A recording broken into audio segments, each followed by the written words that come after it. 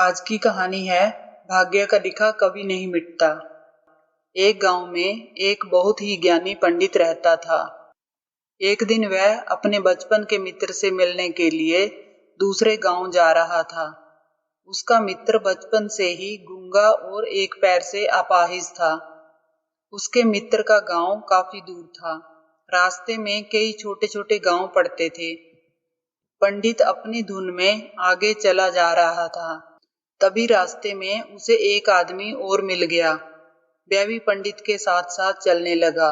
पंडित ने सोचा, चलो अच्छा ही हुआ, साथ साथ चलने से सफर जल्दी कट जाएगा। चलते चलते पंडित ने उस आदमी से उसका नाम पूछा तो उस आदमी ने अपना नाम महाकाल बताया। पंडित को ये नाम थोड़ा अजीब सा लगा, पर पंडित ने नाम के विषय में कुछ पूछना उचित नहीं समझा। दोनों धीरे धीरे साथ में चल ही रहे थे। तभी रास्ते में एक गांव आया तो महाकाल ने पंडित से कहा, तुम आगे चलो, मुझे इस गांव में एक संदेशा देना है, मैं तुमसे आगे मिलता हूँ।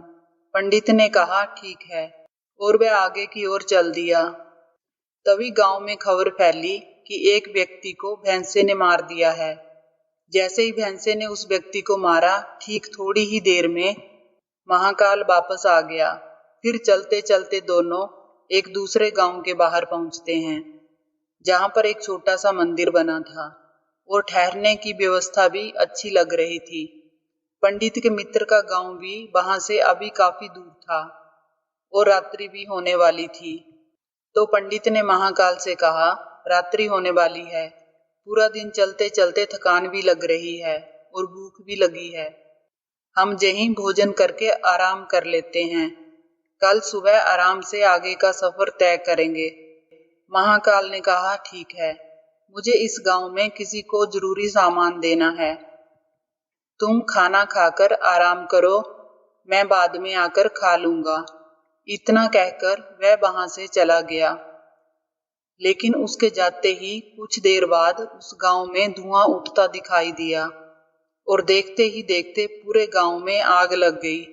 पंडित ने आश्चर्य से सोचा कि ये महाकाल जहां भी जाता है वहां किसी न किसी तरह की हानि जरूर हो जाती है, कुछ तो गड़बड़ है। लेकिन पंडित ने रात्रि में महाकाल से इस बात का कोई जिक्र नहीं किया। सुबह दोनों ने फिर अपने गंतव्य की ओर चलना प्रारंभ कर दिया। कुछ ही देर में फिर एक गांव आया तो महाकाल ने फिर पंडित से कहा, आप आगे चलते जाइए, मैं कुछ देर में आपको मिलता हूँ, मुझे इस गांव में भी कुछ जरूरी काम है, मैं काम करके आपसे आगे मिलता हूँ। ये कहकर महाकाल जाने लगा। लेकिन इस बार पंडित आगे नहीं बढ़ा, बल्कि वहीं खड़ा होकर महाकाल को देखता रहा कि अब वह कहाँ जाता है और क्या करता है। तभी लोगों की आवाजें सुनाई देने लगी कि किसी व्यक्ति को सांप ने काट लिया है और वह मर गया है। ठीक उसी समय महाकाल फिर से उस पंडित के पास पहुंच गया। लेकिन इस बार पंडित को सहन नहीं हुआ।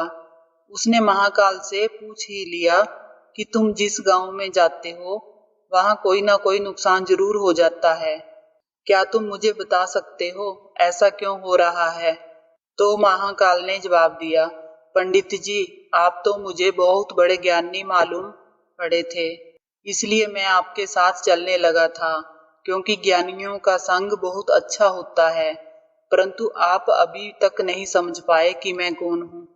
पंडित ने कहा, मैं समझ गया हूँ, लेकिन मुझे कुछ शंका है, अगर आप ही अपना उपयुक्त परिचय दे दें तो मुझे शंका नहीं होगी। महाकाल ने जवाब दिया, मैं जमदूत हूँ और जमराज की आज्ञा से उन लोगों के प्राण हरण करता हूँ जिनकी आयु पूर्ण हो चुकी है। हालांकि पंडित को पहले से ही इस बात की शंका थी, फिर भी महाकाल के मुंह से सुनकर पंडित घबरा गया। लेकिन फिर से हिम्मत करके पूछा, अगर ऐसी बात है और तुम सचमुच जमदूत हो तो बताओ, अगली मृत्यु किसकी है?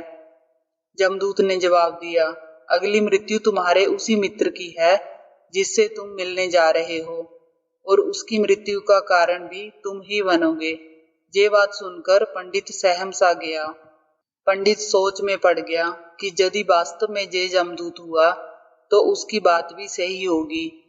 मेरे कारण मेरे बचपन के सबसे अच्छे मित्र की मृत्यु हो जाएगी, इसलिए अच्छा यही होगा कि मैं अपने मित्र से मिलने ही ना जाऊं। कम से कम मैं तो उसकी मृत्यु का कारण नहीं बनूंगा।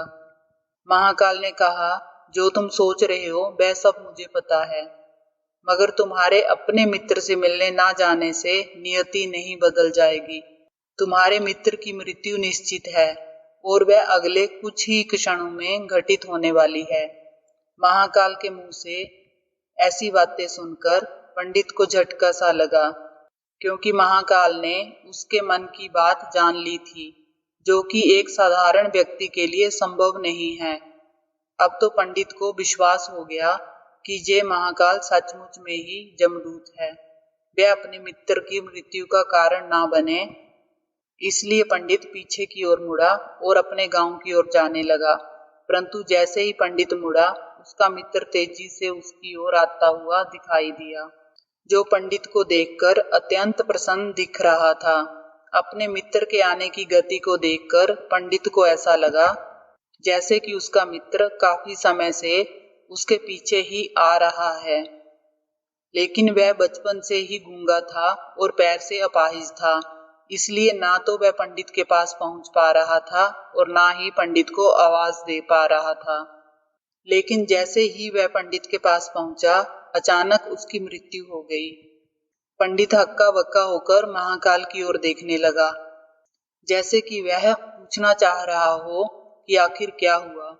महाकाल पंडित के मन की बात समझ गया और बोला, तुम्हारा मित्र पिछले गांव से तुम्हारे पीछे पीछे आ रहा था, लेकिन वह अपाहिज और गूंगा होने की वजह से तुम तक नहीं पहुंच सका।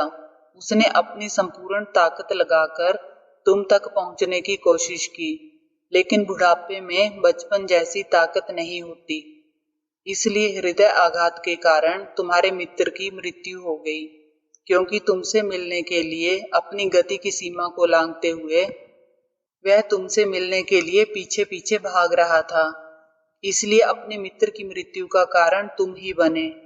अब पंडित को विश्वास हो चुका था कि सचमुच ये महाकाल एक जमदूत है और उसका कार्य जीवों के प्राणों को हरना है।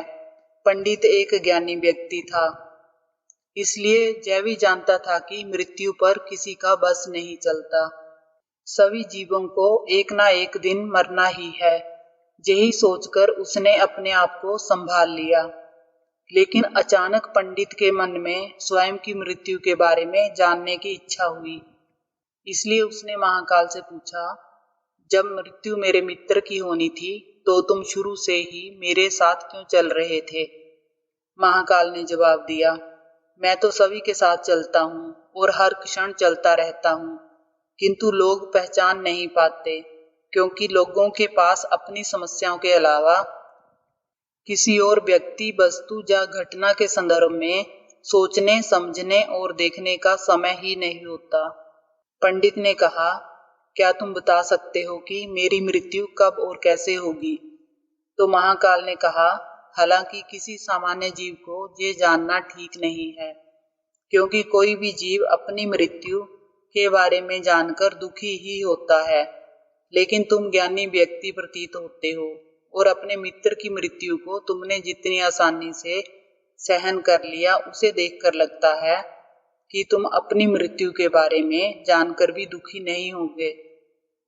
इसलिए मैं तुम्हें बता देता हूँ कि तुम्हारी मृत्यु आज से ठीक 6 महीने बाद आज के ही दिन किसी दूसरे राज्य में फांसी लगने से होगी।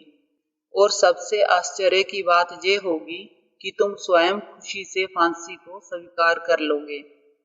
इतना कहकर महाकाल जाने लगा, क्योंकि महाकाल का पंडित के साथ चलते रहने का अब कोई कारण नहीं था। पंडित भी अपने मित्र की यथाशक्ति कर्मकांड करके अपने गांव चला गया। लेकिन कोई व्यक्ति कितना भी ज्ञानी क्यों ना हो, अपनी मृत्यु की बात सुनकर दुखी तो होता ही है और मृत्यु से बचने के लिए कुछ ना कुछ करता ही है। तो पंडित ने भी किया। पंडित विद्वान था, इसलिए उसकी ख्याति उस राज्य के राजा तक थी। उस पंडित ने सोचा कि राजा के पास तो कई ज्ञानी मंत्री हैं, वे मेरी मृत्यु से संबंधित समस्या का कोई ना कोई हल निकाल ही लेंगे। पंडित ये सोचते हुए राज दरबार में पहुंच जाता है और उसने वहां जाकर राजा को सारा वृत्तांत सुनाया। राजा ने ये बात अपने मंत्रियों को बताई और उनसे सलाह मांगी। अंत में सभी ने विचार विमर्श करके कहा कि अगर पंडित की बात सही है तो ये तो निश्चित है कि उसकी मृत्यु 6 महीने के बाद ही होगी। लेकिन मृत्यु तब होगी जब वह दूसरे राज्य में जाएगा। यदि वह दूसरे राज्य में जाएगा ही नहीं तो मृत्यु भी नहीं होगी। मंत्रियों की ये सलाह राजा को भी ठीक लगी। बहुत सोच समझकर राजा ने पंडित के रहने की व्यवस्था महल में कर दी और राजा के आदेश के बिना उस पंडित से किसी को भी मिलने नहीं दिया जाता था। लेकिन पंडित कहीं भी आ जा सकता था ताकि पंडित को ये ना लगे कि वह राजा की कैद में है। परंतु पंडित डर के कारण स्वयं ही कहीं आता जाता नहीं था। धीरे धीरे पंडित की मृत्यु का समय नजदीक आने लगा और वह दिन भी आ गया जिस दिन पंडित की मृत्यु होने वाली थी। पंडित अपनी मृत्यु को लेकर बहुत चिंतित था, इसलिए उस दिन पंडित डर के मारे जल्दी ही सो गया ताकि जल्दी से वह रात बीत जाए और अगला दिन आ जाए तो उसकी मृत्यु टल सके। लेकिन पंडित को स्वयं नींद में चलने की बीमारी थी और इस बीमारी के बारे में वह स्वयं भी नहीं जानता था। अतः राजा के किसी वैद्य को बताने का तो प्रश्न ही नहीं उठता। उसी रात पंडित को नींद में चलने का दौरा पड़ा। वह उठा और जेल से निकलकर अस्तबल में गया। पंडित राजा का खास मेहमान था, इसलिए किसी पहरेदार ने भी उसे नहीं रोका और ना ही किसी तरह की पूछताछ की। अस्तबल में पहुंचकर वह सबसे तेज चलने वाले घोड़े की पीठ पर सवार होकर नींद में ही राज्य की सीमा के बाहर दूसरे राज्य में चला गया। इतना ही नहीं, वह दूसरे राज्य के राजमहल में पहुंच गया और उस महल के पहरेदार ने भी उसे नहीं रोका और ना ही कोई पूछताछ की। सभी लोग रात्रि के अंतिम प्रहर होने के कारण नींद में थे और वह पंडित सीधे राजा के शयन कक्ष में पहुंच गया जहां राजा और रानी सो रहे थे। वहां पंडित भी जाकर लेट गया। सुबह हुई तो राजा ने पंडित को रानी के बगल में सोया हुआ देखा, जिससे राजा बहुत क्रोधित हुआ और पंडित को गिरफ्तार कर लिया गया। पंडित को तो कुछ समझ में ही नहीं आ रहा था कि आखिर दूसरे राज्य में और राजा के कक्ष में वह कैसे पहुंच गया। लेकिन वहां ये सब सुनने वाला कौन था। राजा ने पंडित को दरबार में हाजिर करने का हुक्म दिया। कुछ समय बाद पंडित को दरबार में लाया गया। कुछ समय बाद राजा का दरबार लगा, जहां राजा ने पंडित को देखा और देखते ही क्रोधित होकर पंडित को फांसी पर चढ़ा देने का आदेश सुना दिया। फांसी की सजा सुनकर पंडित कांप गया। फिर भी कुछ हिम्मत कर उसने राजा से कहा कि मैं ये नहीं जानता कि मैं राजमहल में कैसे पहुंचा और ये भी नहीं जानता हूं कि मैं आपके शयन कक्ष में कैसे आया और आपके राज्य के किसी पहरेदार ने मुझे रोका क्यों नहीं। लेकिन मैं इतना जानता हूं कि आज मेरी मृत्यु होनी थी और अब सच में होने जा रही है। राजा को ये बात थोड़ी अटपटी लगी। उसने पूछा, तुम्हें कैसे पता कि आज तुम्हारी मृत्यु होनी ही है? तुम कहना क्या चाहते हो? राजा के इस सवाल के जवाब में पंडित ने महाकाल से मिलने की कहानी बता दी और कहा कि महाराज, मेरा क्या किसी भी सामान्य व्यक्ति में इतना साहस नहीं कि वह राजा के शयन कक्ष में राजा की उपस्थिति में रानी के पास चला जाए और सो जाए। राजा को पंडित की बात में थोड़ी सत्यता दिखाई दी, परंतु उसने सोचा जे मृत्यु से बचने के लिए महाकाल और अपनी मृत्यु की भविष्यवाणी का बहाना बना रहा है। इसलिए राजा ने पंडित से कहा, यदि तुम्हारी ये बात सत्य है और आज तुम्हारी मृत्यु का दिन है जैसा कि तुम्हें महाकाल ने कहा था, तो तुम्हारी मृत्यु का कारण मैं नहीं बनूंगा। लेकिन अगर ये बात झूठी निकली तो निश्चित ही आज तुम्हारी मृत्यु का दिन होगा। क्योंकि पड़ोसी राज्य का राजा उसका मित्र था। उसने तुरंत सैनिकों के हाथ दूसरे राज्य के राजा को पत्र भेजा और पंडित की बात की सत्यता का प्रमाण मांगा। शाम तक भेजे गए सैनिक वापस लौट आए और उन्होंने बताया, महाराज, पंडित जो कह रहा है वह पूर्णतः सत्य है। दूसरे राज्य के राजा ने पंडित को रहने के लिए अपने ही महल में संपूर्ण व्यवस्था कर रखी और पिछले 6 महीने से पंडित राजा का मेहमान था। कल राजा इससे अंतिम बार मिले थे। इसके बाद इस राज्य में ये कैसे पहुंचा, इसकी जानकारी किसी को नहीं है। इसलिए उस राज्य के राजा के अनुसार पंडित को फांसी की सजा देना उचित नहीं है। लेकिन राजा के लिए एक नई समस्या आ गई, क्योंकि उसने बिना कुछ जाने ही पंडित को फांसी की सजा सुना दी थी। इसलिए अगर दंड फांसी नहीं दी जाए तो राजा के कथन का अपमान हो जाएगा, और अगर राजा के द्वारा दी गई सजा का मान रखा जाए तो पंडित की बिना वजह ही मृत्यु हो जाएगी। राजा ने अपने सभी मंत्रियों से इस बारे में चर्चा की। सभी मंत्रियों ने सुझाव दिया कि महाराज, पंडित को एक कच्चे सूत से फांसी लगवा दें। इससे आपके कथन का भी मान रह जाएगा और कच्चे सूत के धागे से पंडित को भी फांसी नहीं लगेगी और उसके प्राण बच जाएंगे। राजा को ये सुझाव अच्छा लगा। उसने ऐसा ही आदेश सुना दिया। पंडित के लिए कच्चे धागे के सूत का फांसी का फंदा बनाया गया और नियम के अनुसार पंडित को फांसी पर चढ़ाया जाने लगा। सभी लोग खुश थे कि ना तो पंडित मरेगा और ना ही राजा का वचन झूठा पड़ेगा। पंडित को भी विश्वास था कि सूत के धागे से तो उसकी मृत्यु हो ही नहीं सकती, इसलिए वह भी खुशी खुशी फांसी पर चढ़ने को तैयार था, जैसा कि महाकाल ने उसे कहा था। लेकिन जैसे ही पंडित को फांसी दी गई, सूत का धागा तो टूट गया, लेकिन टूटने से पहले उसने अपना काम कर दिया था। पंडित के गले की नस सूत के धागे से कट चुकी थी और पंडित जमीन पर पड़ा तड़प रहा था। हर धड़कन के साथ उसके गले से खून की फुहार निकल रही थी और देखते ही देखते पंडित का शरीर पूरी तरह से शांत हो गया। सभी लोग आश्चर्यचकित थे, पंडित को मरते हुए देख रहे थे। किसी को विश्वास ही नहीं हो रहा था कि इस कमजोर से धागे से किसी की मृत्यु हो सकती है। लेकिन घटना घट चुकी थी। नियति ने अपना काम कर दिया था। जो होना होता है वह होकर ही रहता है।